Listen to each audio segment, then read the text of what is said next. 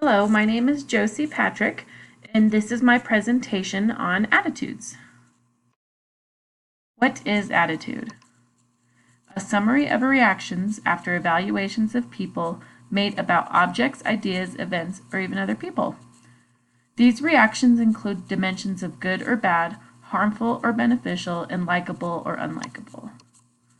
Our attitudes generally happen quickly, and sometimes we are unaware. This can affect our social cognition and perception. Attitudes affect our mental state because it directly impacts our conduct, mood, and principles. Functions of attitude. Because there is so much time and energy spent on maintaining attitudes, it is safe to assume it plays a pretty large role in our social interactions. As a form of self-expression, we are able to find people who are like us that allow connections and relationships to be made. Self-expression can have a positive impact by boosting our self-esteem and confidence within social situations. It can organize an intricate social world. Our attitudes allow us to compartmentalize our interactions and not reassess the same people each time we come across them. It also helps us make good impressions with others, which usually leads to acceptance. My own attitude. On Tuesday morning, I woke up overwhelmed and undermotivated. I had a lot of things to accomplish before leaving Thursday for our last camping trip of the season. My attitude was terrible.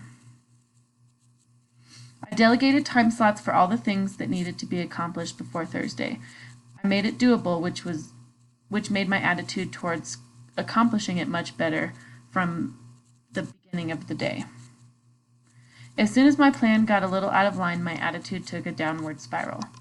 After I had accomplished something on my list, I would go back up, really wondering if I could take on the world. It was truly a roller coaster of attitudes. It made me wonder, if I am not actively stressed in a time constraint, do I have attitude shifts so often throughout the day? I'm very curious to, again, observe myself after the stress is gone. So why do our attitudes change? In order for attitudes to change, there needs to be persuasion.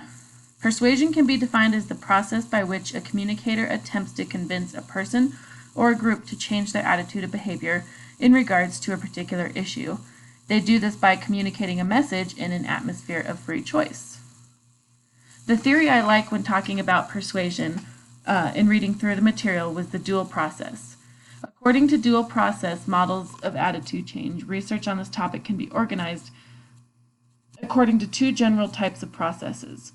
One is those that occur when one puts forth relatively little cognitive effort, and two, those that occur with relatively high cognitive effort. The amount of thought and effort used in any given situation is determined by many variables, all of which affects one's motivation or ability to think. So, in the two types of processes, whether we put effort into it or not, there is another aspect of it called the heuristic systemic model. This means that the messages are either processed simply and superficially, which is heuristically, or deliberately and thoughtfully, which is systemically. You can see the connection here with the dual process. Are we putting deliberate effort into it, or are we passively accepting the persuasion? How does Scripture affect our attitude? May these words of my mouth and this meditation of my heart be pleasing in your sight, Lord, my rock and my redeemer. Psalm 19:14. This scripture reflects attitude in the Christian perspective of the words of our mouth being reflection of our hearts. We need to ensure our attitudes are in line with God's will for our lives. When I don't spend time in His Word or keep Him close to my heart every day, days like Tuesday become more and more prevalent. The Lord is our rock and our redeemer, and the words of our hearts are spoken and seen in our attitudes. For His anger only lasts a moment, but His favor lasts a lifetime. Weeping may stay for the night, but rejoicing comes in the morning. Psalm 35. In acknowledging God's goodness and grace, His anger only lasts a moment, and that is comfort for my soul, but also for my attitude.